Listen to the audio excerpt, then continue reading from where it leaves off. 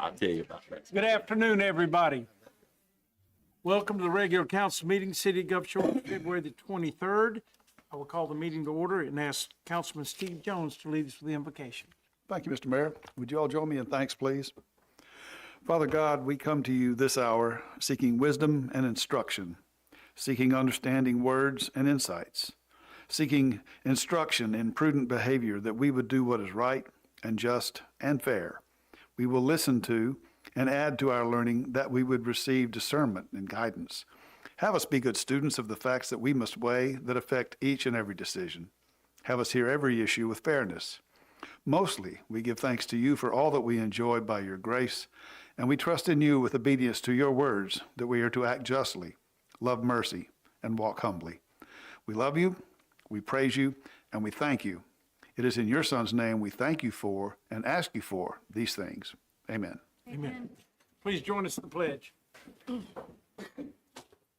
Pledge allegiance. Allegiance to the flag of the United States of America and to the republic for which it stands, one nation, under God, indivisible, liberty and justice for all. Toby, you call roll, please. I sure will. Mr. Garris? Here. Ms. Guthrie? Here. Mr. Harris? Here. Dr. Dyken? Here. Mr. Jones? Here. Mayor Kraft? Here. First item on the agenda tonight is approval of minutes, and we have three sets to consider tonight, the first of which is the minutes of the regular council meeting of February the 9th. Motion to approve February 9th, 2026 regular council meeting. Second. Have a motion and a second to approve these minutes as submitted. Any discussion or comment? All in favor say aye. Aye. Any opposed? The next set is the council work session meeting on February the 16th. Motion to approve February 16th, 2026 council work session. Second. Have a motion and a second to approve these minutes as submitted. Any discussion or comment? All in favor say aye. Aye. Any opposed? Those minutes are approved. And the last set is the special council meeting of February the 16th, 2026. Move for approval of the minutes of the special council meeting of February 16th, 2026. Second. Have a motion and a second to approve these as submitted. Discussion? All in favor? Aye. Any opposed? Those minutes are additionally approved.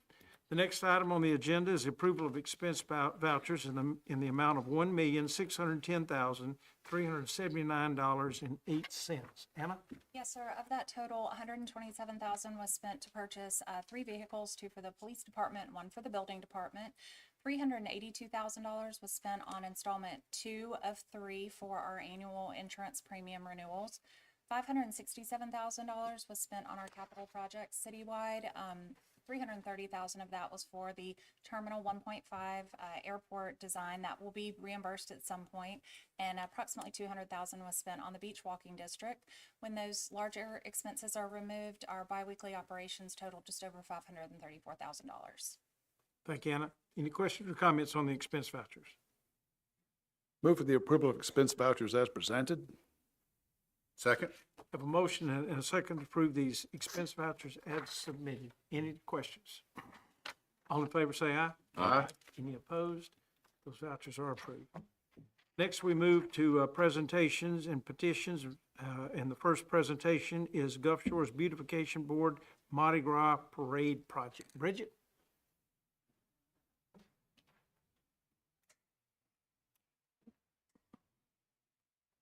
Quite a success. Yes, sir. Thank you so Congratulations. much, and thank y'all for serving as Grand Marshal. I hope you had a good time. I am happy to report that we had over 40 entries, so it was an exciting parade for us. And one of the new things that we did this year was a competition amongst the entries, and the Beautification Board agreed to judge our floats and entries, and they're here to present tonight. Cindy Key is here with the Beautification Board, and she's going to present the 2 prizes, and we have very excited and festively dressed winners.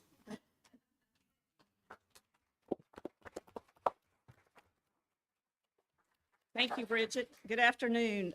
We were honored to judge the 2026 City of Gulf Shores Mardi Gras Parade, and we picked 2 floats. We had a Most Spirited Award and the Best Float Award. And I would like to present the Most Spirited Award to the Order of Bon Temps Revelers LLC.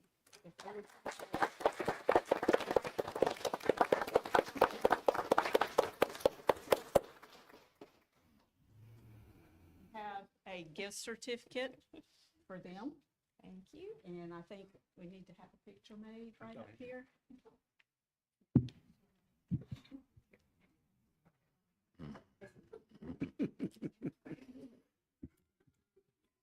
Oh, sorry.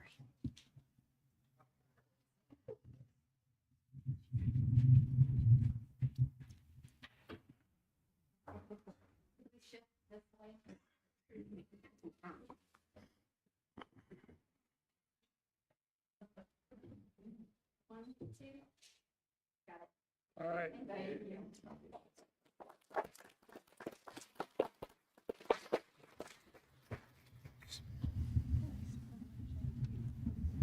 And for the Best Float Award,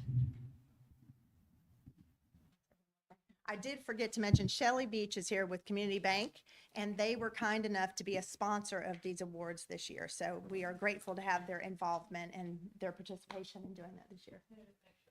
Thank you. and the Best Float Award goes to Siren of the Seas.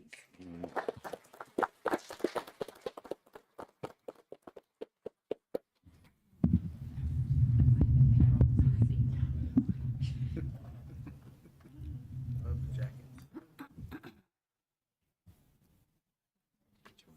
Now get me one of those. I need one of those. Ready? 1, 2, 3.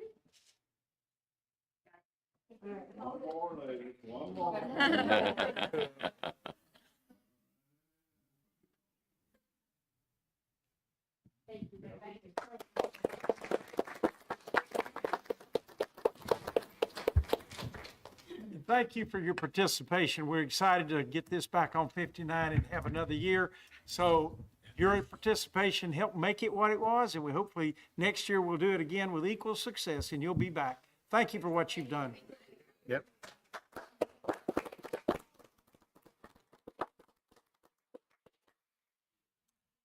Well, next we have a presentation for one of our own. Toby? Yes, sir. It's not for Toby. Toby's going to introduce the next, our new city clerk, potentially. Okay, I'm just going to read something. We are proud to recognize Emily Tidwell, Assistant City Clerk, for her outstanding accomplishment in earning the prestigious Certified Municipal Clerk (CMC) designation from the International Institute of Municipal Clerks, IIMC. The CMC program is designed to enhance the professional performance of municipal clerks in communities both large and small. Achieving this designation is no small feat. It requires completing an extensive education program spanning 3 years, along with demonstrating significant experience in municipal government. Emily's dedication to professional growth and her commitment to excellence in serving our city exemplifies the highest standards of public service. Please join me in congratulating Emily on this remarkable achievement.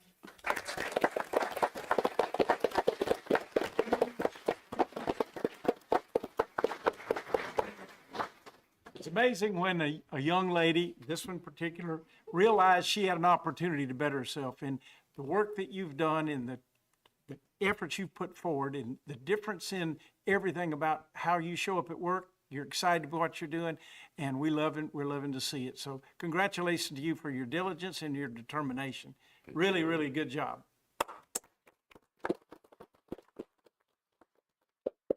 Emily, if you will come down front. I also wanted to take this opportunity, I guess I don't need a microphone, to publicly thank Emily for all she does for me, for our office. She keeps us on track. And also thank you for your help with the election. It was a doozy. And you were here. I will. Okay. I'll stand up here.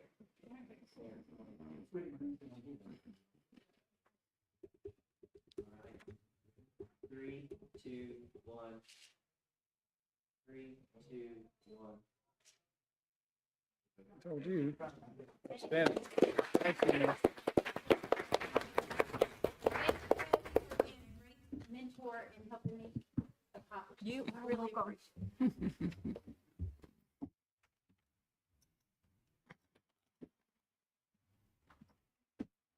Next, we have two public assembly permit presentations. Grant, you've got both. Yes, sir. Good afternoon. So the first application is for Spring Hill College to host the Badger Beach Bash, which is a collegiate beach volleyball tournament at the Public Beach West Gulf Place area. This request is for the tournament to take place on February 27th and 28th. They'll have 6 schools participating from 4 different states, anticipating about 225 attendees. The schools that are participating is, of course, Spring Hill is the host, but Berry College, Huntington, LaGrange, Westland, and Erskine colleges. Last year, it produced about 198 room nights with an economic impact estimated around $131,000. So this application has been reviewed by all staff, and it is ready for your consideration with the recommendation to approve. Happy to answer any questions. Thank you, Grant. Council, any questions for Grant before we consider this application? Action by anybody? Move for the approval of the public assembly permit application for the Badger Beach Bash. Second. Have a motion and a second to approve this assembly permit for the Badger Beach Bash. Any discussion or comment? All in favor, say aye. Aye. Any opposed? Grant, you got another one?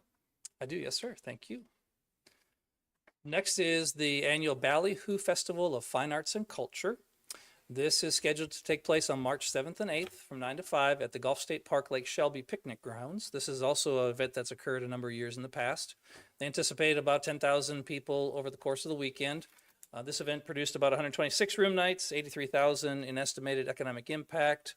Before you use a map of Lake Shelby picnic areas, and this application has also been reviewed by staff with a recommendation to approve. There are no changes from last Monday's presentation. Be glad to answer questions. Thank you, Grant. Council, any questions or comments? Motion to approve public assembly permit application for Ballyhoo Festival. Second. Have a motion and a second to approve this festival as presented. Any discussion? All in favor, say aye. Aye. Any opposed? Abstain? One abstention. Mr. Jones, duly noted. Thank you. Next item on the agenda is a public hearing. This is the ordinance 2201, vacations rental signage. Scott? Good afternoon, Mayor and Council. The item before you is consideration of a zoning text amendment pertaining to vacation rental signs. This proposed ordinance worked its way through the Planning Commission at their December 16th meeting. They held their own public hearing, voted to recommend this amendment to the City Council. Council heard this first at their January 20th work session. During that meeting, there was some discussion amongst the council to make some modifications to what came out of Planning Commission, and I will go through those. Most of the change that we'll discuss has to do with the signs themselves on vacation dwelling units. However, there is some kind of housekeeping items elsewhere in the ordinance. So in Article 6, Section 6-18, subsections A, B, C, and D, we really just update the terminology. Today, we say dwelling units licensed for vacation rental. We're just standardizing all this to vacation rental dwelling units. And this is not changing, but just pointing out where vacation rental dwelling units are allowed. So they are allowed within the single family and duplex vacation rental overlay district.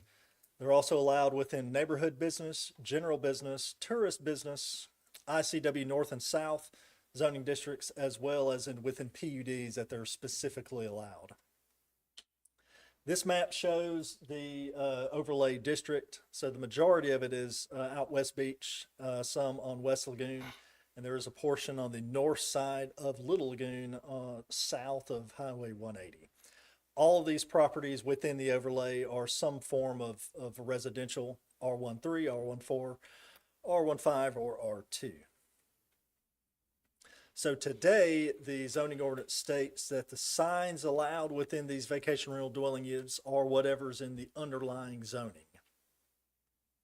So within your residential districts, the current signage that's allowed is address numbers, a nameplate no more than 2 square feet, real estate signs up to 6 square feet, window signs, and then political signs within a specified time period before an election. So this is what the ordinance today says what is allowed. So why have we considered changing the ordinance? If you drive out West Beach or West Lagoon or some of these other areas, you'll see that the signs have proliferated. So the screen on what you're looking at on the screen, typically where that utility pole is the edge of the right-of-way. So most of these signs in this picture are probably within the public right-of-way. So they're wrong altogether. But however, you can see there's 4 signs in a row right there. It's hard to tell which property they're for, but they're all kind of almost on top of each other. Here's another image, just multiple signs in a row. Like I said, they proliferated. They've created clutter, which can result in some public safety issues when there's just too many signs within the right-of-way or elsewhere. And there's the aesthetic aspect of them as well. Here's just another example on the right. All 3 of these signs are for one single property. So you've got 2 that kind of have the name of the property, and then there's a rent me sign. On the left is just an example of one of the real estate signs. You can see it's got graffiti on it, so it's not really well maintained, and it's well above the permitted size allowed today. So the proposed language, we proposing changing where all signs must be permitted. Today, pretty much all the signs are allowed are exempt from the permit requirement. So changing these to require a permit going through the planning department. The address numbers, those are actually required. Identification signs, nameplate signs, signs on Gulf front lots on either side of the building, real estate signs for properties actively for sale. And then the rule's always been, but we just want to reiterate that signs are not allowed in or over the right-of-way. And I'll go through these individual categories. So the first sign that's allowed, in fact required, are the address numbers. So our building code and our code of ordinances has language that requires address numbers to be visible from the public right-of-way.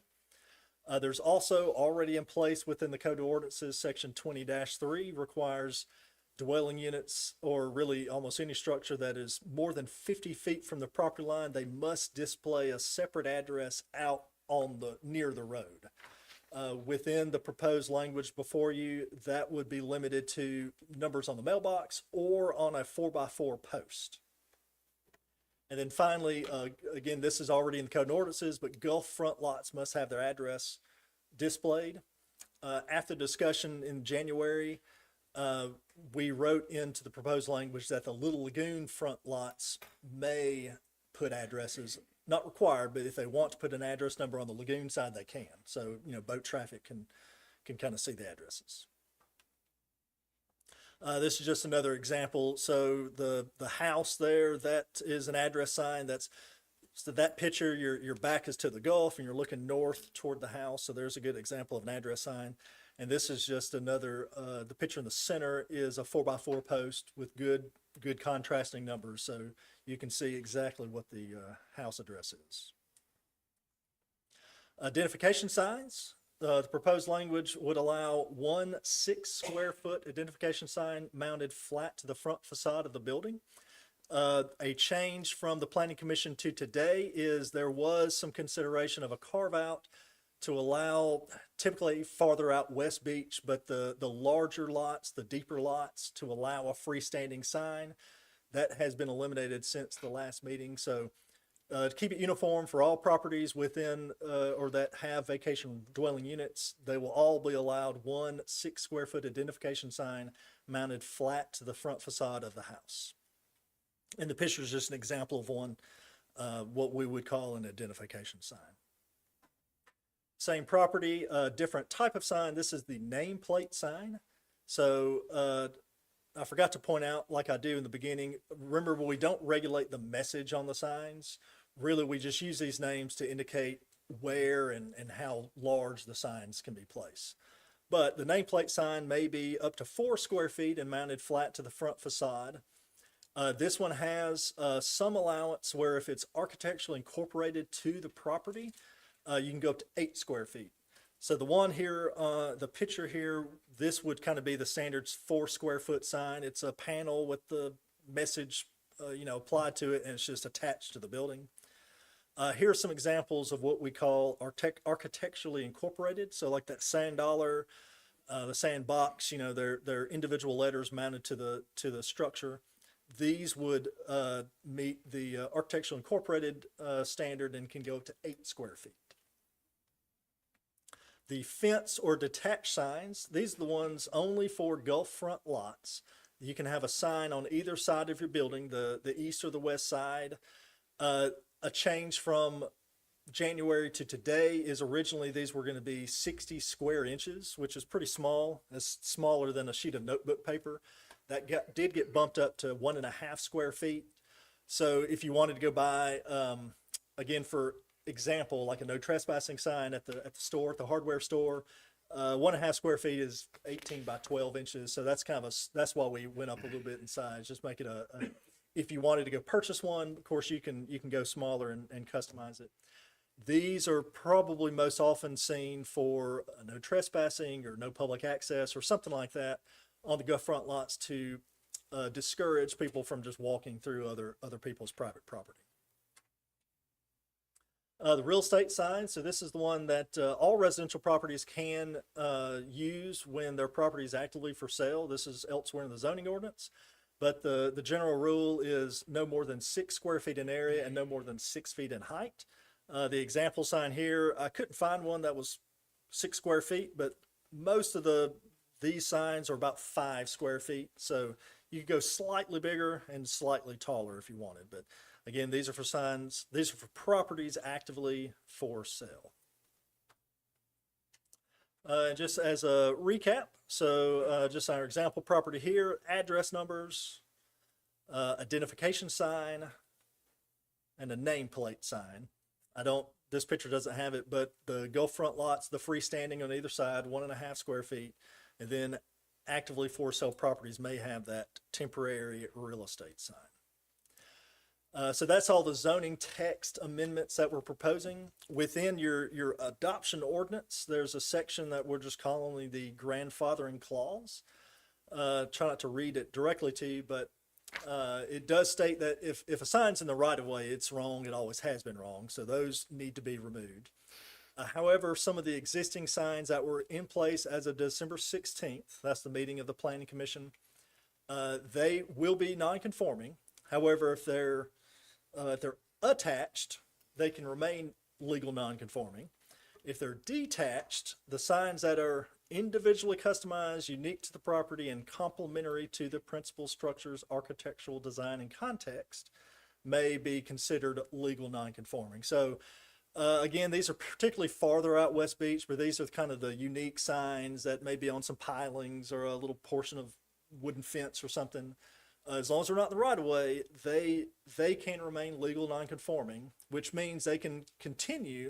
However, if they get blown over or they get damaged beyond 50% or they need to be repaired or anything like that, they lose their non-conforming status and will need to be replaced or will have to meet the standards in the zoning ordinance.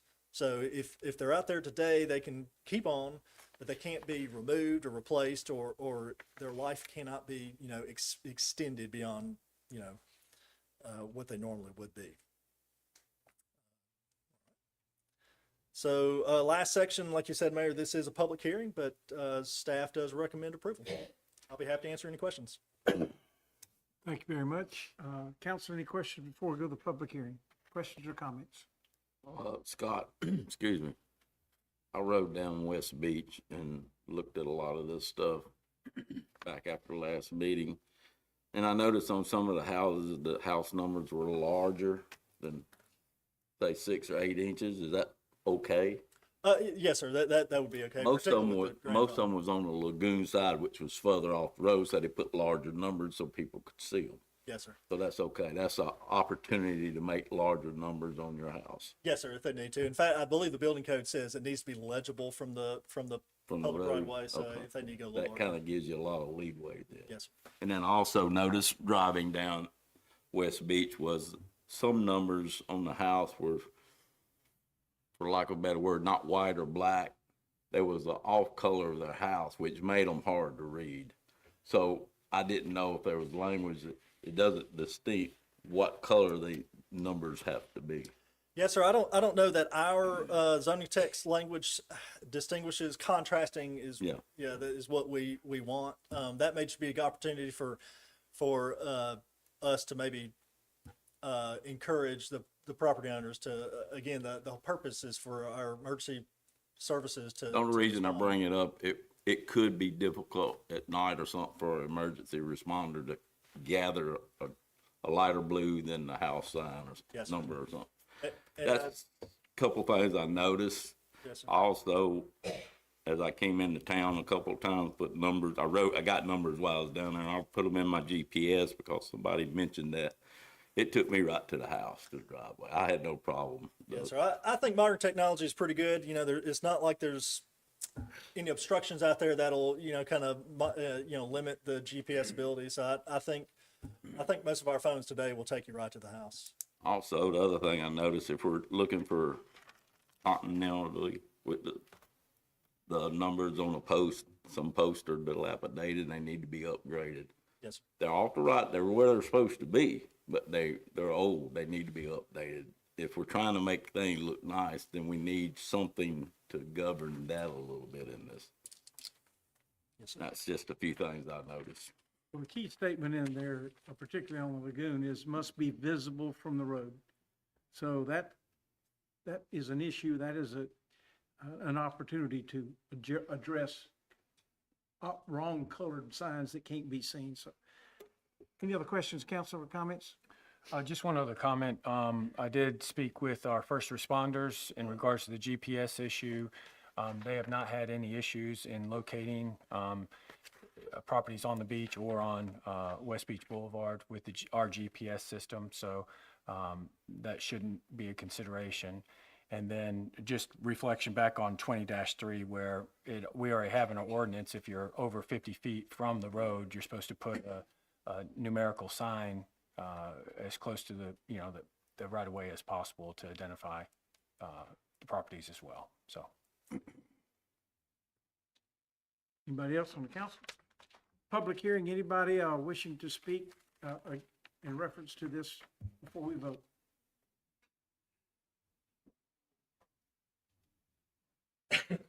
Council and Mayor, Jeff Gabarino.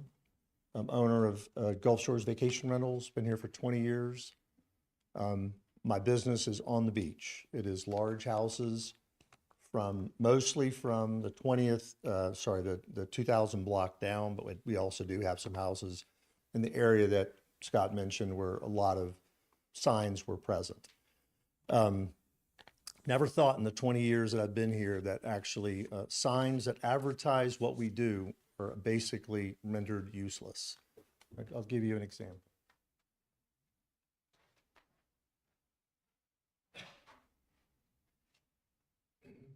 That is the sign. And I did that to scale. So if you're in the 2000 block or down, and this is the sign that is sitting on the house. This is to scale. So if you were looking at a 6 square foot sign at 150 feet, that's what it would look like from the street. Can anybody read that? So this sign that's on the face of the house that is an advertising sign, that's what you see. Rendered useless. Why have a sign? To take the sign, don't even allow signs. Just take all the signs down because they're rendered useless. The frustrating part for me is we were invited to be a part of the Planning Commission meeting, and I attended every one of them as well as some of my staff. We spent 6 or 7 hours, even did a breakout session. And out of that Planning Commission meeting, we came up with, we thought was a reasonable compromise to what was being presented. Interestingly enough, what was being presented originally in October is where we stand today, no change. So we spent 6 hours, 8 hours coming up with a bunch of people coming in a room and discussing what might be reasonable and a carve out, as Scott mentioned, which I thought was appropriate. And we came back to exactly where we were in October, which was what was presented by Scott in the original planning meeting. Is this just theater? I mean, why do we waste all this time going through all of these efforts and we end up in the same place that we started in October? None of our voices were heard. As a matter of fact, I asked a couple of the other property managers, why aren't you attending these meetings?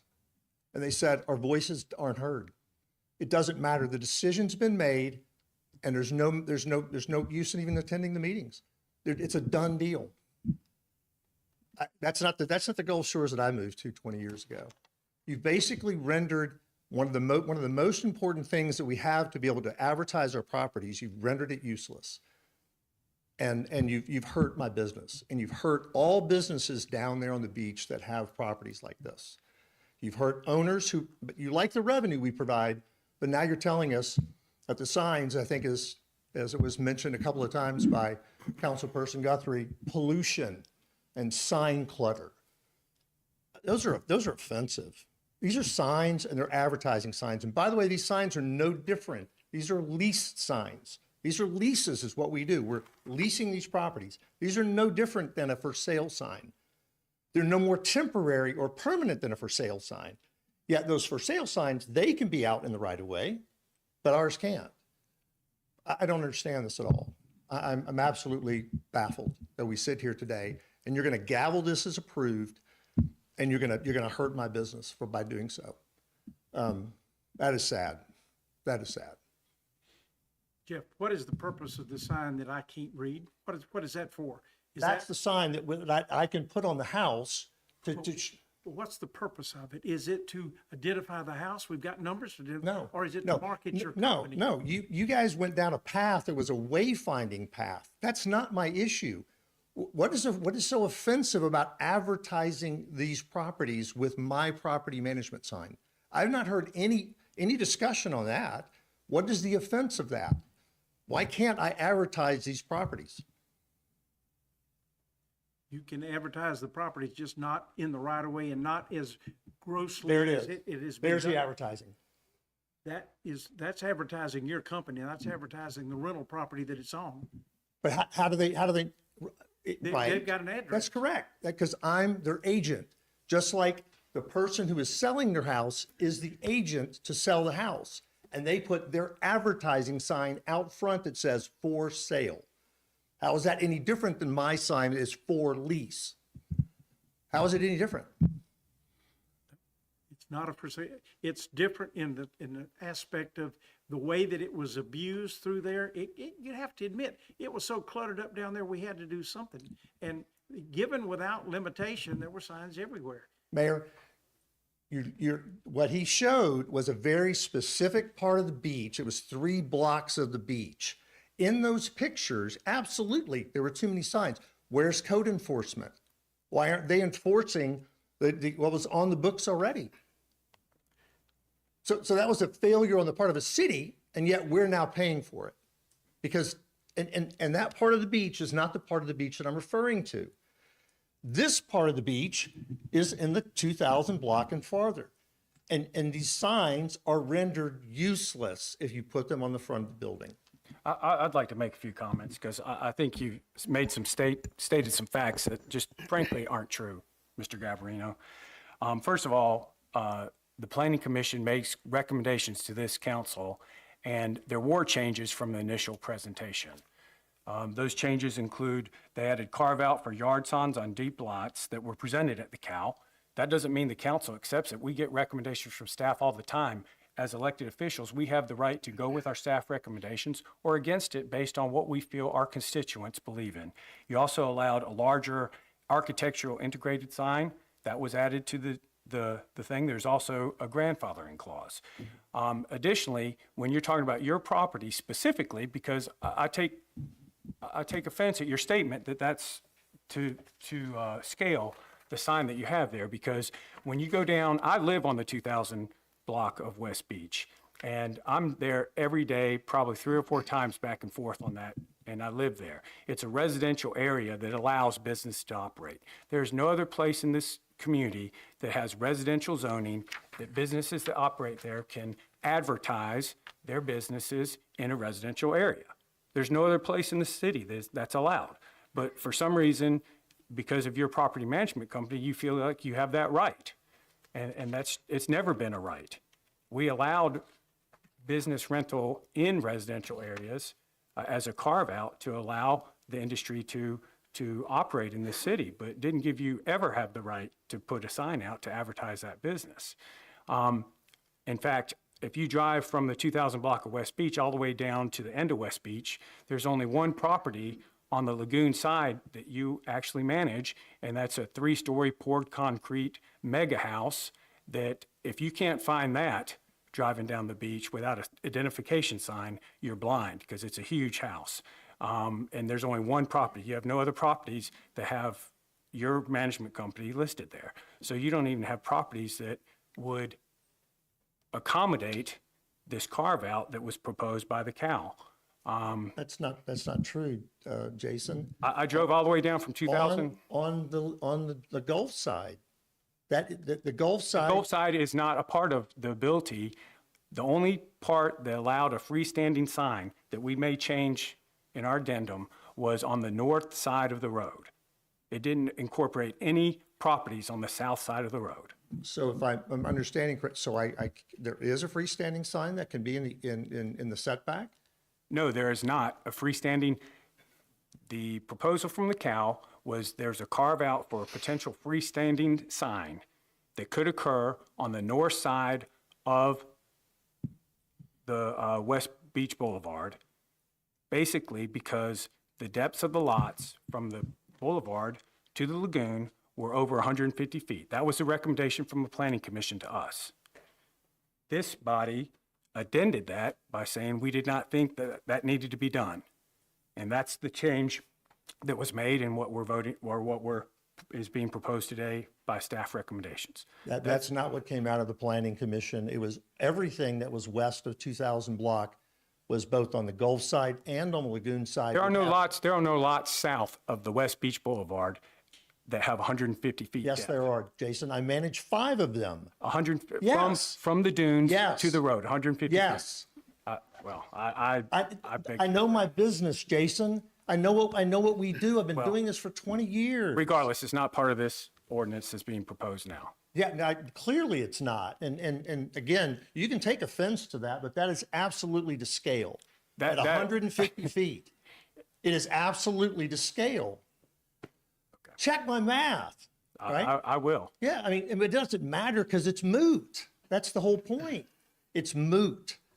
It was never going to be considered because that's not what was presented in October. And so in the future, don't waste all of our times by going through all of these exercises and all this theater when in fact you guys knew what you wanted to do in October. And here we are. Okay, so here's what I hope happens is if you were so offended by the advertising that we have on the beach, I'm hoping that you will take the same effort to the rest of the pollution that is on the corridor going down to the beach and is on the beach that is currently there. I hope you take the same, look at all of that. You've hurt business today. You've hurt businesses today. Shame on you. I would just like to add that this is not about what is on the sign. As Scott mentioned earlier, we're not talking about the content. This is size, and this is the manner in which it's displayed. And many of these signs, as you mentioned before, were not allowed in the district. There was a proliferation of signs, and so staff took an effort to correct that through an ordinance rather than going through and ripping up a lot of the signs that we could have ripped up at the time. So I just wanted to remind everyone, this is about the way the signs are, what sign content is not being regulated here. This is about the size and the manner in which and the location that the signs are being displayed at. Well, and I do think it's important to recognize partially how we got here to this situation where we've felt the need, the dire need to go out there and do something. Most of the signs out there today are not even allowed for by our ordinance. The only temporary detached sign in the yard today is a temporary for sale sign. So if we just went out and strictly enforced the ordinance, we'd go out there and pull them all up, and then there wouldn't be a provision. So to me, I know this doesn't satisfy everybody 100%, but I think it does put an ordinance on the books that allows some method of marketing your homes. Maybe they're not as close to the road as everybody wants them, but now it's an ordinance, and it's a uniform, regulated way where at least it's done in a tasteful manner. But now there's an ordinance that does provide it, because if we did just go out and do enforcement, and it's our fault it got to this point, we should have enforced it a long time ago, and we didn't. But to me, here's a path to legalize that, but in a uniform way. And Jeff, I know y'all spend a lot of time, and the Planning Commission spent a lot of time, and Brian Harris and some of these other folks that came in. I think the input did have some impact into the final ordinance. So I don't think it was wasted time, and there was a lot of time on the Planning Commission part too. And so there was a lot learned for everybody from those meetings, and to me, this is a partnership to move forward on the books where there are provisions for you to put some of your marketing material out there, but in a more presentable way. But I know you don't see it that way, and I'm sorry, but I think where we need to be in addition to this. And I know I was on the Planning Commission, part of that original recommendation that came forward, but a whole different level of discussion when it got to this board, new comments, new things to hear, new things to weigh out. And that's why it's a recommendation from the Planning Commission. Anybody else in the public wanting to speak? Yes, sir, Mr. Kaiser.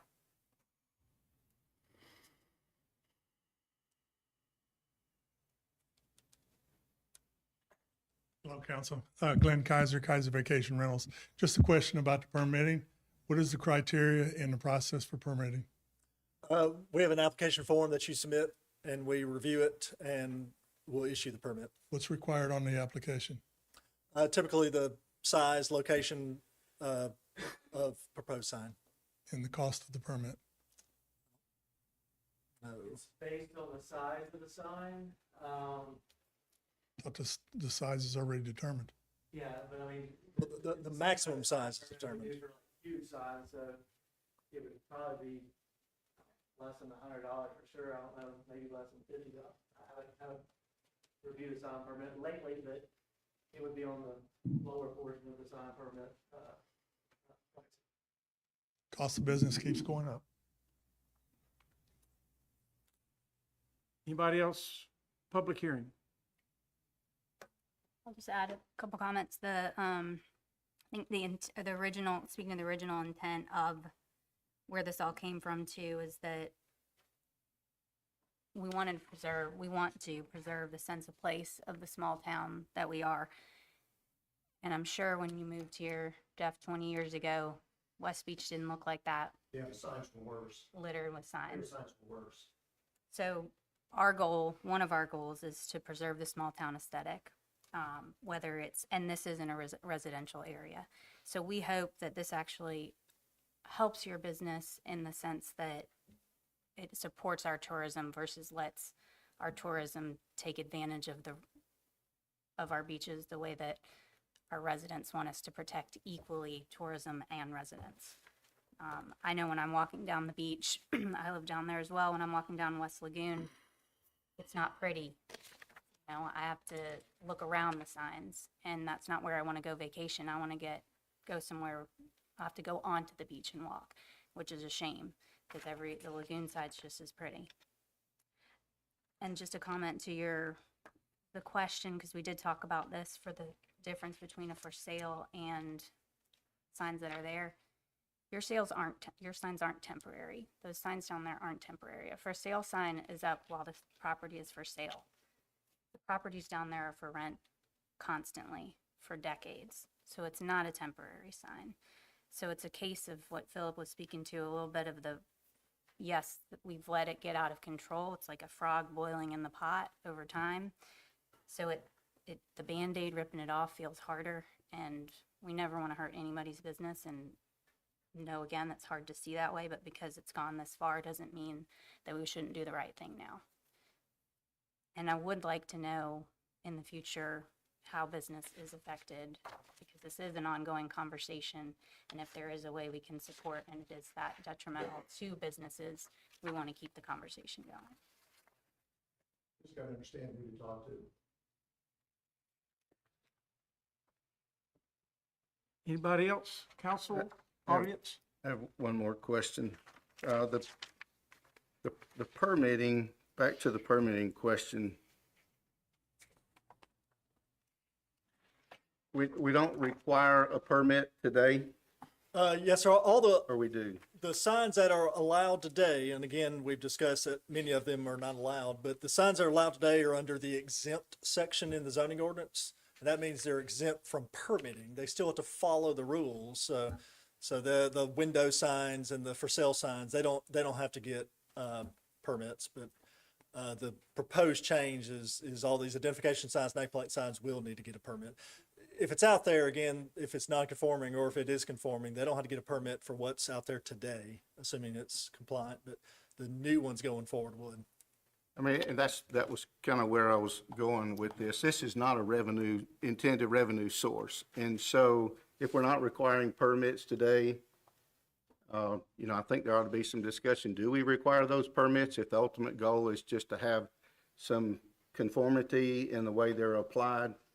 But that permitting fee structure is not part of this ordinance. That defers back to the stated permitting fee schedule in our permitting ordinance. Yes, sir. Yeah, if you wanted to change correct, it is not part of this proposed ordinance. The fees are a separate section. So that could certainly be reviewed and changed if needed. So I would like us to have that conversation, because that's not the intent, and it shouldn't be a penalty if we're going to work together to clean this up and make these changes. It shouldn't be about the fees. And Yes, sir. Yeah, we'll take a look at those. Yes, sir. Yeah, the fees haven't been updated in quite a while, so I'd be happy to update those fees, truthfully. Anybody else? That's ordinance 2201. Move that we suspend rules of procedure that we may consider the ordinance. Second. Have a motion and a second to suspend the rules. Toby? Mr. Garris? Aye. Ms. Guthrie? Aye. Mr. Harris? Aye. Dr. Dyken? Aye. Mr. Jones? Aye. Mayor Kraft? Aye. The rules are suspended. We're free to consider ordinance 2201. Move for the adoption of ordinance 22-2201 as written. second. Have a motion and a second to adopt this ordinance as presented. Any discussion? Toby? Mr. Garris? Aye. Ms. Guthrie? Aye. Mr. Harris? Aye. Dr. Dyken? Aye. Mr. Jones? Aye. Mayor Kraft? Aye. Ordinance 2201 is approved and adopted.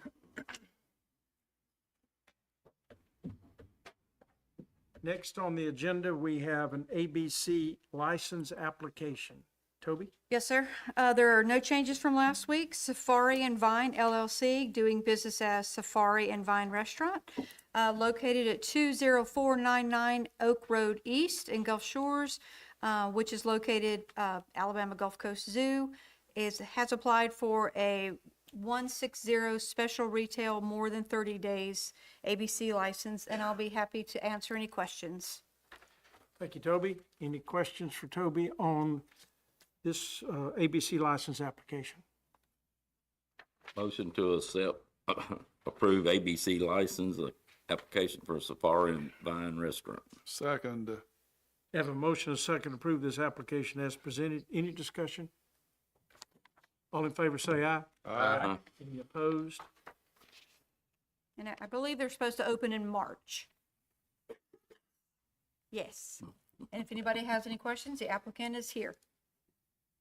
Thank you. Look forward to it. Me too. Moving on to new business, we've got several resolutions and an ordinance to consider tonight. The first is Resolution 7087. Noel Hand.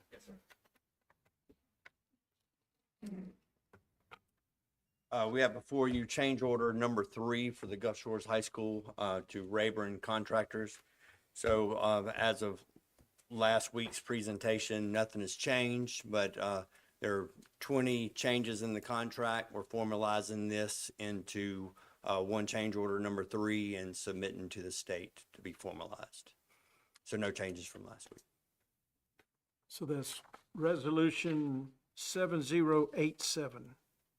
Move for the adoption of Resolution 7087 as presented. Second. Have a motion and a second to adopt resolution 7087. Any discussion? All in favor say aye. Aye. Any opposed? 7087 is approved.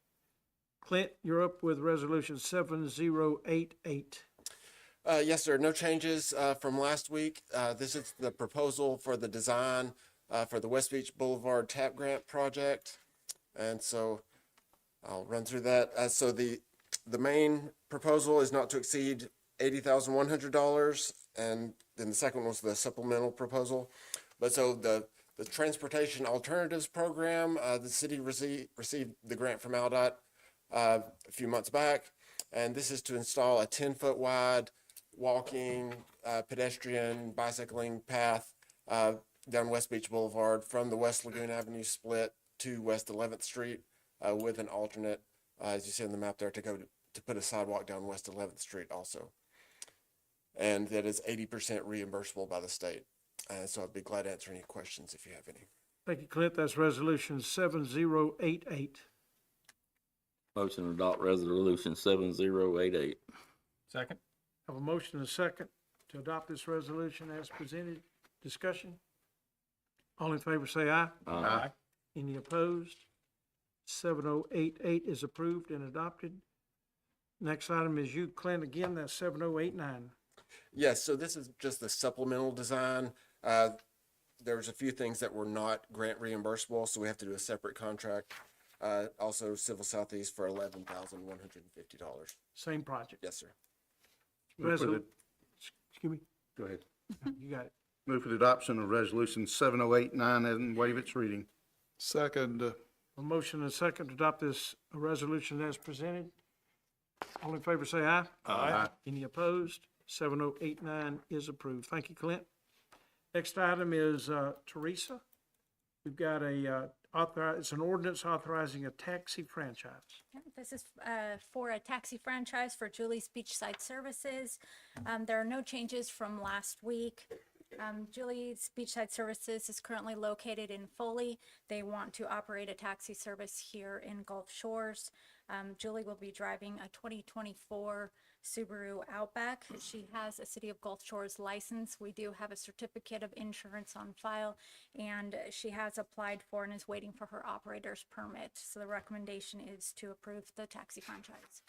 Thank you, Teresa. That's ordinance 2202. I move that we suspend rules of procedure that we may consider this ordinance. Second. Have a motion and a second to suspend the rules. Toby? Mr. Garris. Aye. Ms. Guthrie. Aye. Mr. Harris. Aye. Dr. Dyken. Aye. Mr. Jones. Aye. Mayor Kraft. Aye. The rules are suspended. We're free to consider and discuss ordinance 2202. Move for the adoption of ordinance 2202 as presented. Second. Have a motion and a second to adopt this ordinance as presented. Toby? Mr. Garris. Aye. Ms. Guthrie. Aye. Mr. Harris. Aye. Dr. Dyken. Aye. Mr. Jones. Aye. Mayor Kraft. Aye. Ordinance 2202 is approved and adopted. That is the end of our business for this evening. We're going to go to committee reports. Do we have any? Hearing none. Staff reports. Do we have any updates from the staff for presentation tonight?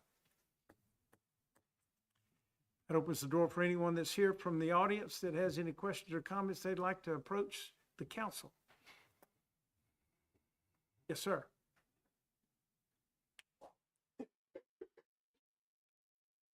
My name is Michael Detzler. I'm a resident here. I think next week we're going to be talking about possibly a moratorium for a period of time on development here in Gulf Shores. It would be possible to perhaps include a little bit in that discussion about impact fees, how they have been used, some history as to why maybe we've overdriven our headlights a bit or need to put the brakes on at this point in time.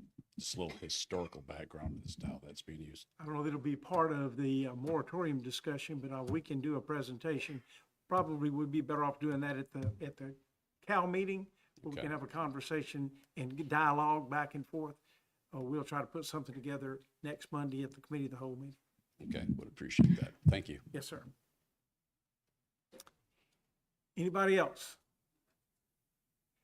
Dr. Aiken, you got anything? Not gonna forget you. Just a reminder that the third year of Gulf Shores Gives Back is this Thursday, so invite all of you out to attend and help or just cheer the kids on. But we're excited about the projects coming up. It's a joy to watch. I mean, we get all of our students from all three schools are out there, elementary, middle, and high school, and excited about getting involved in our community and helping with projects that individuals are doing or groups are doing. And really, they get really into being a servants and helping us in the city. It's great plan, Dr. Aiken, and it's great to watch. You get excited watching these kids get excited about helping somebody else. That doesn't always happen in today's world, but we're living it and we're seeing it tomorrow or Thursday. We will see that and encourage you to come out and pay attention and come by and look at some of the things that are going on in the city. What they do is pretty amazing. So, again, great job. That's all of our business. Anybody with anything else? Any topic on your mind? Motion adjourned. Second. Motion second. We stand adjourned. Thank you for tonight. We'll do it again next Monday.